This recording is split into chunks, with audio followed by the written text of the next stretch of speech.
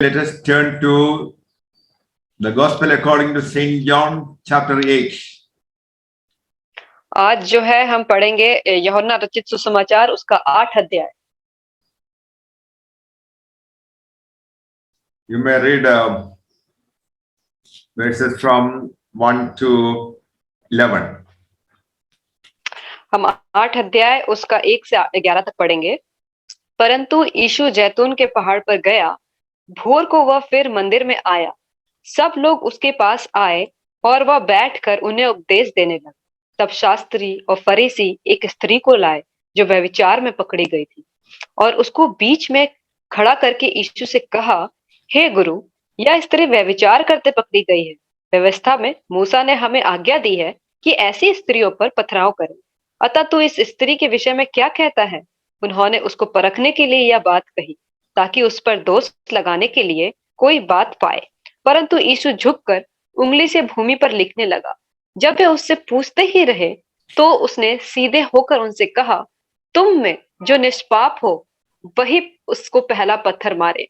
और फिर झुककर भूमि पर उंगली से लिखने लगा।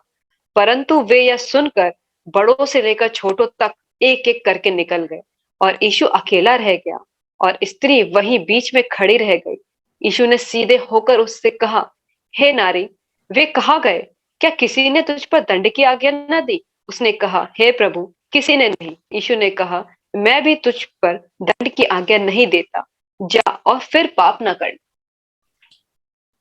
This chapter reveals all the matters related to the problem of sin. ये जो अभी अध्याय हमने पढ़ा वो हमें बताता है, ये जो अध्याय है वो सारे मैटर्स को बताता है जो पाप से जुड़ा हुआ है। Here we find the source of sin. यहाँ हमने देखा है उस पाप का स्रोत। The source of sin is the devil. जो पाप की जो जड़ होती है वो है शैतान। The devil is the author of all violation against the commandments of God. और जो शैतान होता है वो परमेश्वर की जितनी भी आज्ञाएं हैं उसके विरुद्ध में काम करता है। Sin is violation of the commandments of God. और जो पाप है, जो वो परमेश्वर की जो आज्ञाएं हैं उसको तोड़ने का काम करता है। Devil wanted to be like God in heaven. और जो शैतान है वो परमेश्वर की तरह होना चाहता है स्वर्ग में। God drove him out of heaven. और परमेश्वर ने उसे स्वर्ग में से नीचे गिरा दिया। And devil is compelling people to commit sin against God. और इसी वजह से शैतान है वो लोगों को भड़काता है ताकि वो परमेश्वर के विरुद्ध में पाप करे। That is why there is so much of sinful activities in the world. और इसीलिए इस संसार में इतने पाप से ग्रसित जो है वो कार्य हैं। So in chapter 8 of Saint John, we find that the source of sin is the devil. और इस 8 अध्याय में हमने ये देखा है कि जो पाप की जो जड़ है वो है शैतान। In this chapter, we also find 3 main items of sin. और इस अध्याय में हमने ये 3 जो इसमें हम पाप के जो मेन कारण है वो हमने पाए हैं। There are 3 types of sin. यहाँ पे 3 प्रकार के पाप हमने देखे हैं। One is adultery, second one is murder, and third one lies. और पहला जो है वो है व्यभिचार, दूसरा है खून करना और तीसरा है झूठ बोलना।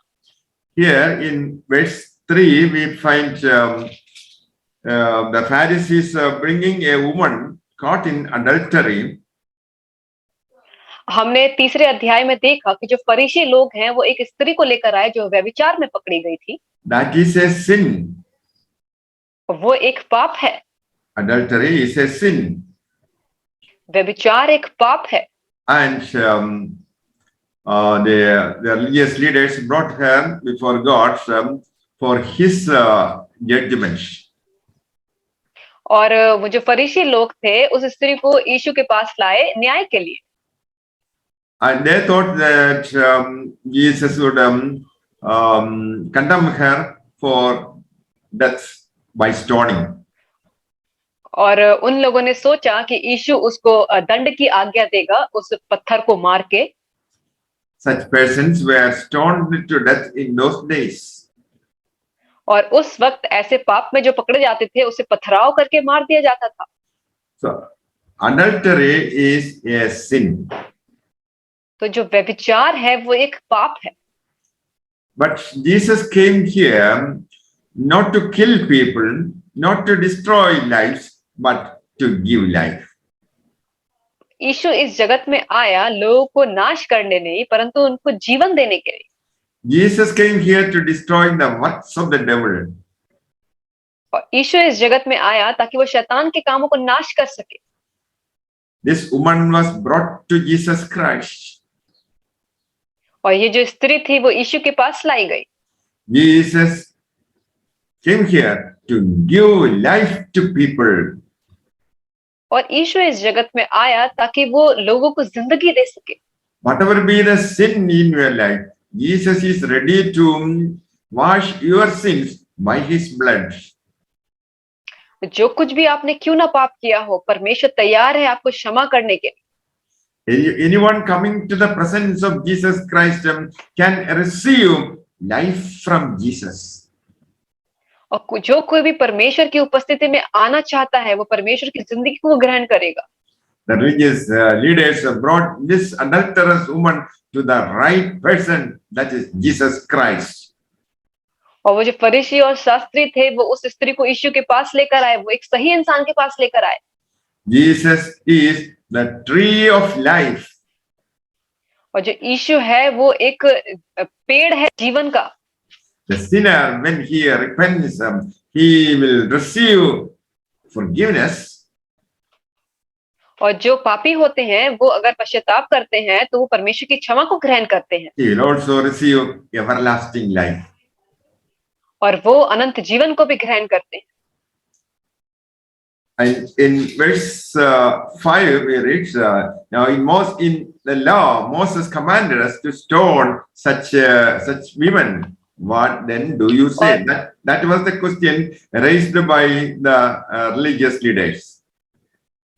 और जैसे कि हमने 5 अध्याय में पढ़ा है कि व्यवस्था में मूसा ने हमें आज्ञा दी कि ऐसी स्त्री को पथराव करें, तो तू इस स्त्री के विषय में क्या कहना चाहता है? ये सवाल था उन शास्त्रियों का। The religious law condemns people to death. और जो उनकी व्यवस्था थी वो लोगों को दंड की आज्ञा देती थी। As per law, she was to be stoned to death. और व्यवस्था के हिसाब से उसे पथराव करके मार देना चाहिए था। But Jesus came here to give life and not death. और लेकिन परमेश्वर इस जगत में आया ताकि वो जीवन दे सके, ना कि मृत्यु। Here Jesus proved the purpose of his coming. और यहाँ परमेश्वर ने ये साबित किया उसके आने का उद्देश्य। The Pharisees and the law represented the tree of knowledge. और जो फरीसी थे और जितने भी शास्त्री थे वो ये दिखाते हैं कि एक नॉलेज का पेड़।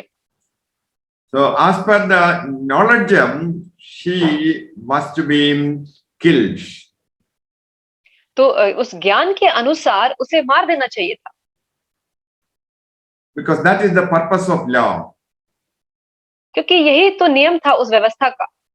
Purpose of law is to reveal the sin of a person. और जो व्यवस्था का जो उद्देश्य था ये था कि वो एक इंसान में से पाप को दिखा सके। But Jesus came here to give life to the people.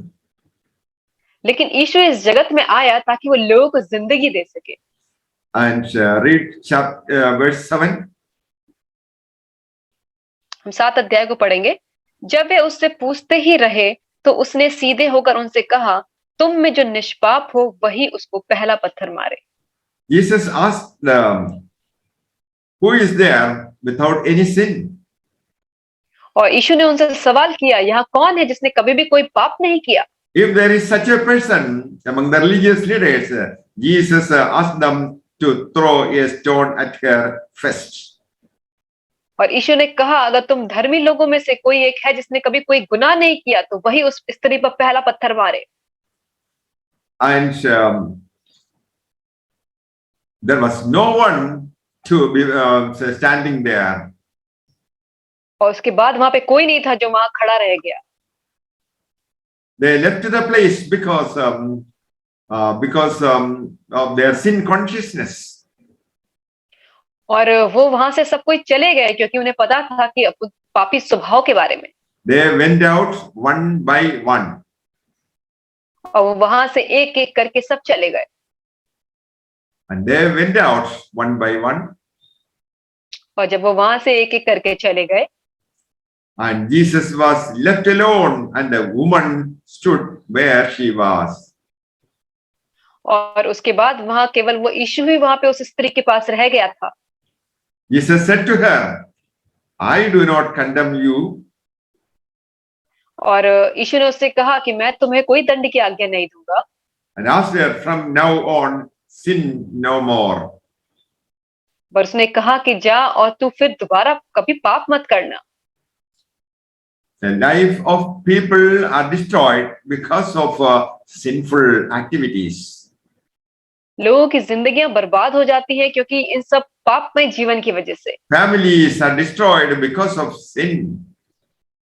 परिवार बिखर जाते हैं इस पाप की वजह से। The peaceful living in a nation is destroyed because of sinful activities.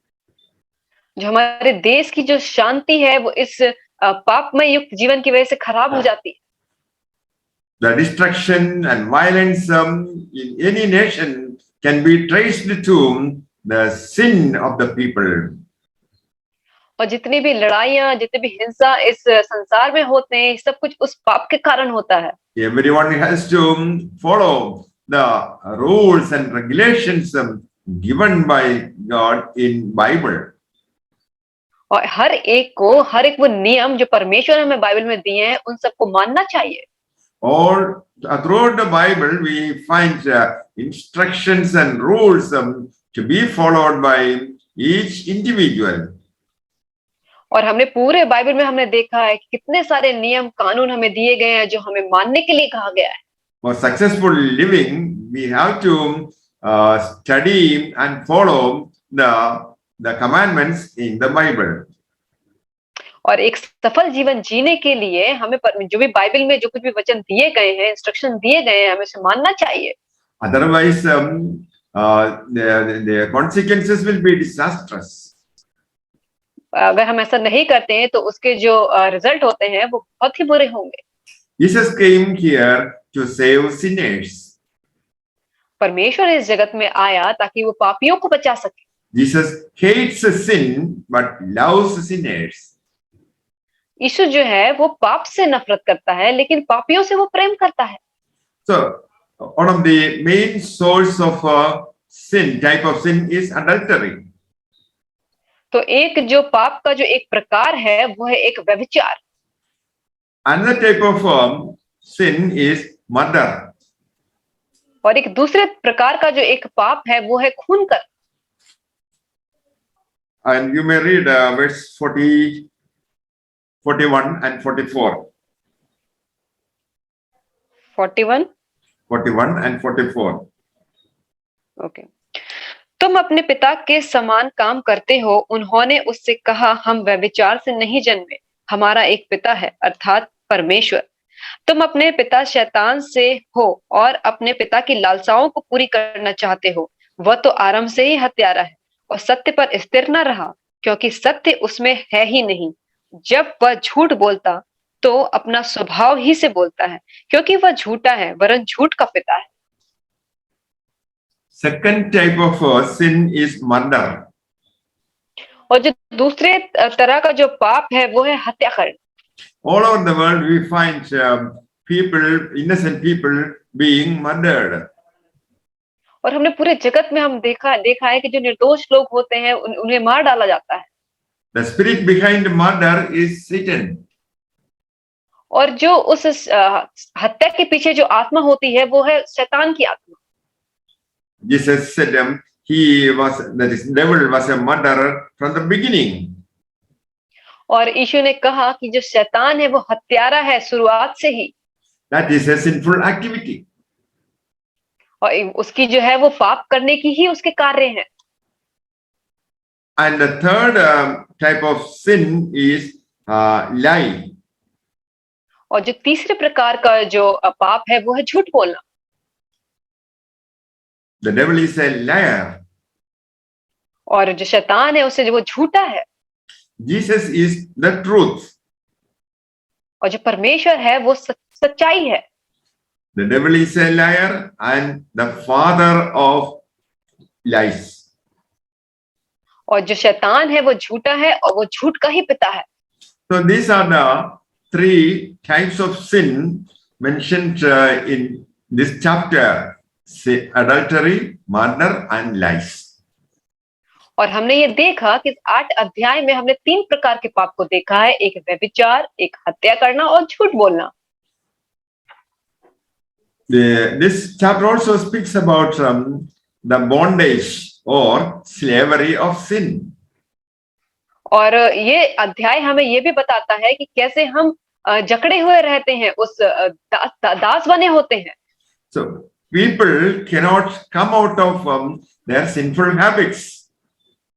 और जो लोग होते हैं वो अपने पापमय जीवन से बाहर नहीं आ पाते हैं। Many people are controlled by their master, that is the devil. और बहुत सारे लोग हैं जो नियंत्रित किए जाते हैं अपने गुरु के द्वारा, जो है शैतान। The devil is forcing people to commit sin. और जो शैतान है वो लोगों को बहुत ही बोलता है कि आप पाप करें। So the poor people cannot break the bondage. और जो गरीब लोग होते हैं वो जो होते हैं उसके जो दास हो जाते हैं उसे छूट नहीं पाते। Jesus came here to deliver the people who are living in bondage or satanic oppression.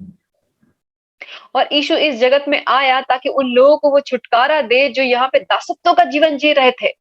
Many people are taking liquor and harmful, drugs. और बहुत सारे लोग हैं जो तरह तरह की लतें, जो ड्रग्स हैं, जो शराब की आदतें हैं, उन सबको ले रहे हैं।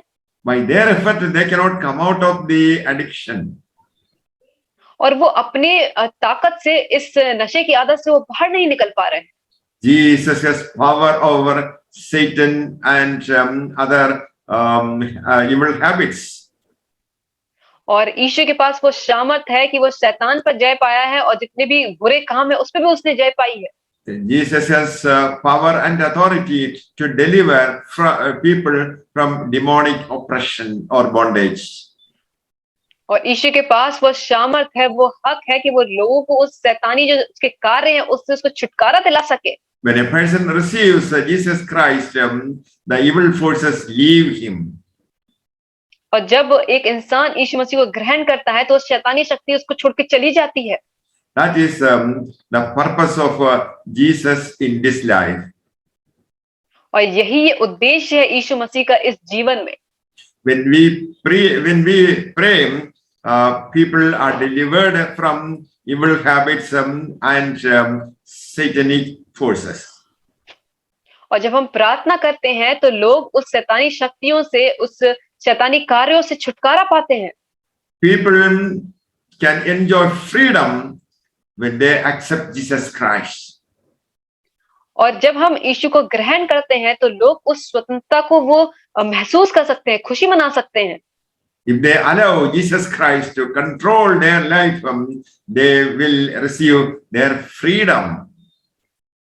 अगर हम परमेश्वर को अनुमति देते हैं कि वो हमारी जिंदगी पर नियंत्रण करे तो हम उस स्वतंत्रता को ग्रहण कर सकते हैं। And fourth aspect in this chapter is the result of sin.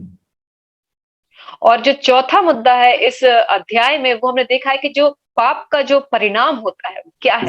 Result of sin is death. पाप का परिणाम जो है वो मृत्यु है, पड़ता है। The sinners have to experience the physical death as well as the second death. और जो पापी होते हैं उन्हें एक जो शारीरिक मृत्यु होती है उसका तो अनुभव करना ही पड़ता है, साथ में उस दूसरी मृत्यु को भी अनुभव करना पड़ता है। This chapter deals with the result of sin, that is death. और इस अध्याय में हमने देखा है कि ये बताता है कि जो पाप का परिणाम होता है जो है मृत्यु। People who trust Jesus Christ will be delivered from second death or hell. और जो लोग परमेश्वर पर यकीन करते हैं उन्हें छुटकारा दिया जाएगा उस दूसरी मौत से जो कि नरक है। The fifth aspect in this chapter is about Jesus Christ. और जो पांचवा इसमें अध्याय है वो है कि यीशु मसीह। It speaks about one who is without sin. और इसमें बताया गया है कि यहाँ एक इंसान है जो बिना पाप का है। Lord Jesus Christ is the only one without sin. यीशु मसीह ही इकलौता ऐसा इंसान है जो बिना पाप के है। Jesus came here to wash all our sins by the shed blood on the cross. और यीशु इस जगत में आया ताकि वो हमारे सबके पापों को धो दे अपने उस लहू के द्वारा जो उसने क्रूस पे बहाया। We can be washed by the word of God. हम जो है वो साफ किए जा सकते हैं परमेश्वर के वचन के द्वारा। The word of God has a cleansing effect in the life of a person. और जो परमेश्वर का जो खून है उसके अंदर उस साफ करने वाली आत्मा है जो परमेश्वर को जो मनुष्य को साफ कर सकती है। We are also given the Holy Spirit. और हमें एक पवित्र आत्मा भी दी गई है। The Holy Spirit sanctifies the life of a person. और जो पवित्र आत्मा है वो इंसान के जीवन को और भी पवित्र बनाती है। And another aspect, that is the sixth aspect in this chapter is about one who is qualified to condemn sin. और इसमें हम छठा जो उसमें मुद्दा देखते हैं वो ये है कि ऐसा कौन इंसान है जो उस पाप पे विजय प्राप्त कर सकता है। Only Jesus Christ has the authority and power to forgive sin. और केवल यीशु मसीह है जिसके पास ये हक है, ये सामर्थ है कि वो सारे पापों को माफ कर सकता है। Jesus died on the cross for the sins of the world. यीशु जो है वो क्रूस पे इसीलिए मरा ताकि इस संसार के पाप के लिए। Jesus did not commit any sin. यीशु जो है वो किसी भी पाप के साथ नहीं आया था। But the sins of the people are imputed upon Jesus Christ. लेकिन जो संसार का जो पाप था वो यीशु के ऊपर डाल दिया गया था। The sins of the world is transferred to Jesus Christ. जो इस संसार के जो पाप थे वो यीशु के अंदर डाल दिए गए थे। Only God can forgive sin. केवल यीशु है जो हमारे पापों को क्षमा करता है। So Jesus is qualified to forgive our sin in his capacity as God. तो परमेश्वर उस योग्य है जो हमारे पाप को अपराध को क्षमा कर सकता है। This chapter also deals with one who is able to set people free from sin. और ये अध्याय हमें ये भी बताता है कि एक इंसान है जो हमें हमारे पापों से छुटकारा दिला सकता है। One who is able to set people free from sin is Jesus Christ.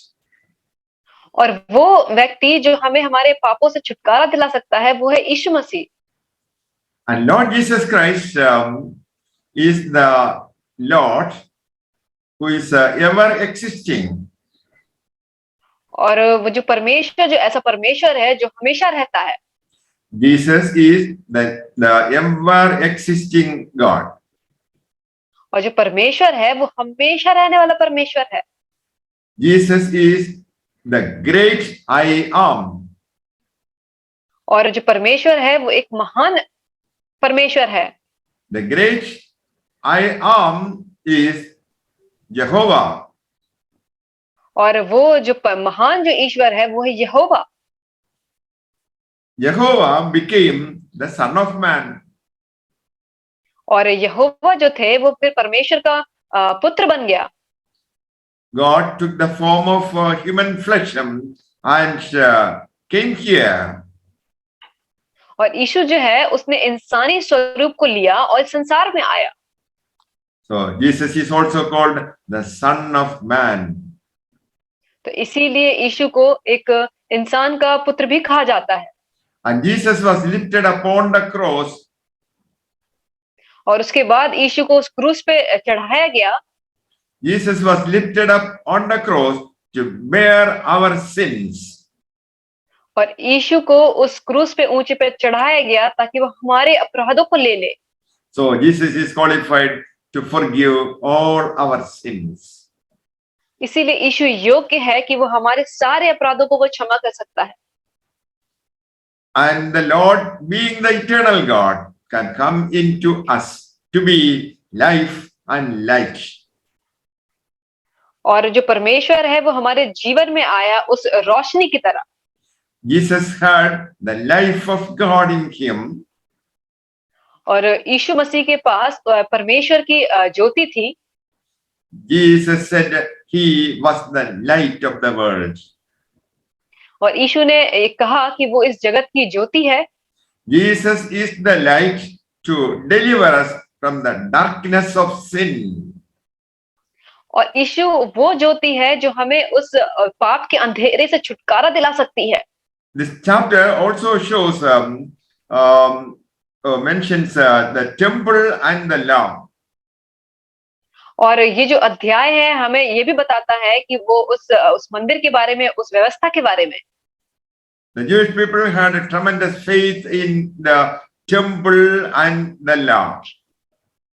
और वो जो यहूदी लोग थे उनका बहुत ही गहरा विश्वास था उस मंदिर के लेके और उस व्यवस्था को लेके।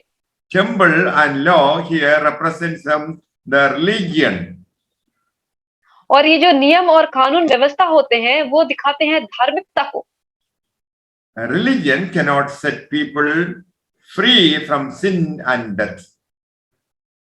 और वो जो धर्म होता है वो कभी भी इंसान को छुड़ा नहीं सकता उस पाप से।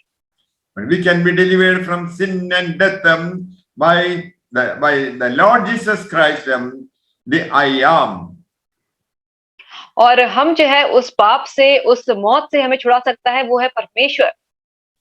The I am became the Son of Man. और यही वो महान जो परमेश्वर है वो मनुष्य का पुत्र बना। And Jesus was lifted up on the cross. और यीशु को उस पे चढ़ाया गया।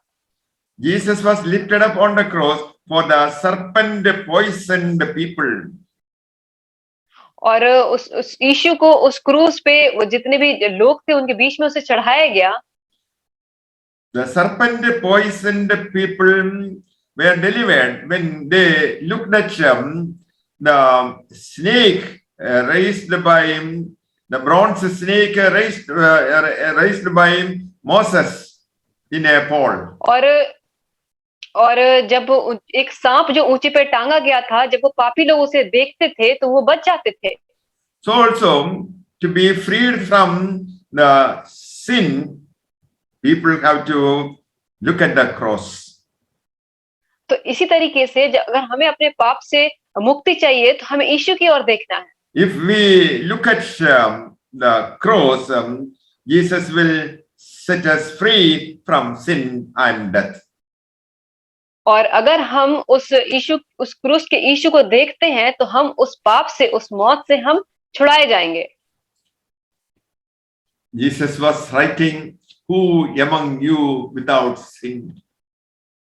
और यीशु वहां कहता है कि तुम में से ऐसा कौन है जिसने कभी भी कोई पाप नहीं किया। The Bible says everyone born into this world is a sinner. और बाइबल बताती है कि इस जगत में जितने लोगों ने भी जन्म लिया है वो पापी है। It's because the sin committed by Adam was transferred from generation to generation. और ये इसीलिए है क्योंकि जो आदम ने जो पाप किया वो उस पीढ़ी से पीढ़ी दर में वो पाप चला गया। The blood flowing through the veins and arteries of every sinner in this world is the polluted blood of Adam and Eve. और जो जितने भी इस संसार में जितने भी वेन्स हैं, जितने भी हमारे आर्टरीज में जो खून जो बह रहा है, वो सारा खून जो है वो उस आदम और हव्वा का है। Our blood is to be washed by the precious blood of Jesus Christ. हमारा जो खून है वो परमेश्वर की कीमती लहू से हमें धो दिया गया है। And in this chapter, the scribes and Pharisees could not condemn the woman और इसमें हमने देखा कि जो शास्त्री और फरीसी थे, उन्होंने स्त्री को कोई दंड नहीं दिया, because they were all sinful. क्योंकि वो सब के सब पाप युक्त थे। Only Jesus was without sin. केवल यीशु था जिसने कभी कोई पाप नहीं किया था। Only he was qualified to judge the woman. केवल वही इस योग्य था कि उस स्त्री को वो जज कर सके। But he would not allow the woman to die. लेकिन उसने उस स्त्री को अनुमति नहीं दी कि वो उसे मार डाले। Because Jesus came here to save sinners like this adulterous woman. और क्योंकि परमेश्वर इस जगत में आया ताकि वो उन लोगों को जिंदगी दे सके, जैसे इस स्त्री ने के जो तरह के लोग थे उन लोगों को। This chapter also refers to Jesus Christ as the light of life. और इस अध्याय में हमने ये देखा है कि वो यीशु को हमने एक जिंदगी की रोशनी के रूप में देखा है। Jesus, the light of life, shines within man to deliver him from sin. और यीशु जो है वो इस जगत की जो ज्योति है वो इंसान के अंदर आती है और चमकती है ताकि वो उस पाप से दूर रहे। Jesus also said that he was not alone, but he and the Father are one. और यीशु ने ये भी कहा कि मैं अकेला नहीं हूँ, मैं और जो मेरा पिता है वो एक ही है। This proves that when Jesus was on the earth, the Father was with him. और ये हमें दर्शाता है कि जब यीशु था तो परमेश्वर उसके साथ था। The Father can never be separated from the Son. और जो पिता है वो उसे कभी भी दूर नहीं किया जा सकता उसके पुत्र से। And the Son can never be separated from the Father. और एक पुत्र को कभी भी अलग नहीं किया जा सकता उसके पिता से। When the Son was on the earth, he was still in heaven with the Father in the Spirit. और जब जो पुत्र है वो इस जगत में था तब वो आत्मा में भी उस स्वर्ग में अपने पिता के साथ था। May the Lord bless you all with these words. Amen. परमेश्वर आप सबको इस वचन के द्वारा आशीष करें। आमीन।